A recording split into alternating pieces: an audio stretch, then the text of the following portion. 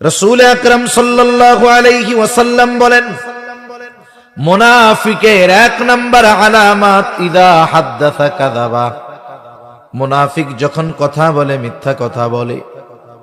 ওয়া ইযা ওয়া'আদা আখলাফা, ওয়াদা করলে ওয়াদা খেলাফ করে।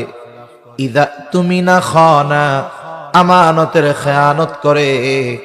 আর এক হাদিসের মধ্যে আসছে ওয়া ইযা তাখাসামা ফাজারা, মুনাফিকের সাথে যখন কারো একটু তর্ক বিতর্ক হয়, কথা কাটাকাটি হয়, মুনাফিক অশ্লীল মন্দ বকাঝকা করে।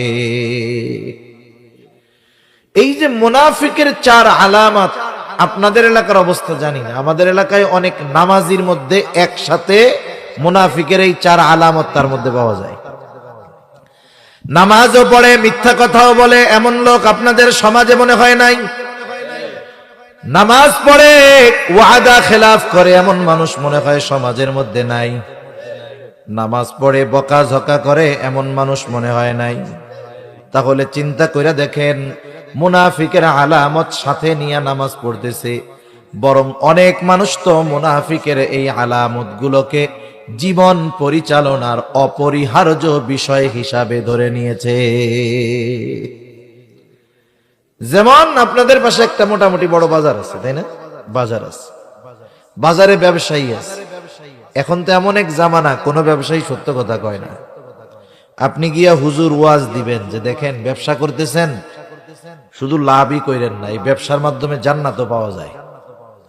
কারণ নবীজি বলছেন, আত-তাজিরুস সাদুকুল আমিন মা'আন নাবিয়্যিন সিদ্দীকিন ওয়াশ শুহাদা'i ওয়াস সালিহিন, সত্যবাদী আমানতদার ব্যবসায়ী, ব্যবসায়ীর মধ্যে যদি দুইটা গুণ থাকে, কয়টা গুণ জোরে বলেন? আল্লাহ তাআলার হুকুম আহকাম সেইগুলো তো মানবে, ব্যবসার জন্য স্পেশাল দুইটা গুণ। নবীজি বলেন, সত্যবাদী আমানতদার ব্যবসায়ী শহীদ, সিদ্দিক, সোহাদা, সালেহিন তথা নেককার বান্দাদের সাথে সে অবস্থান করবে। এখন আপনি এই ওয়াজ দিচ্ছেন যাইয়া যে আপনি সত্যবাদিতা ও আমানতদারিতার সাথে ব্যবসা করবেন। এখন সে বলবে, হুজুর মিথ্যা ছাড়া ব্যবসা চলে না। সে যদি মনে করে যে এই মিথ্যা তার জন্য বৈধ, অনেকে মনে করে ব্যবসার ক্ষেত্রে মিথ্যা কথায় অসুবিধা নেই, এইয়া যদি সে মনে করে, তাহলে মিথ্যা বলা কি, আমার একটু জোরে বলেন তো, জোরে বলেন? কবিরা গুনাহ।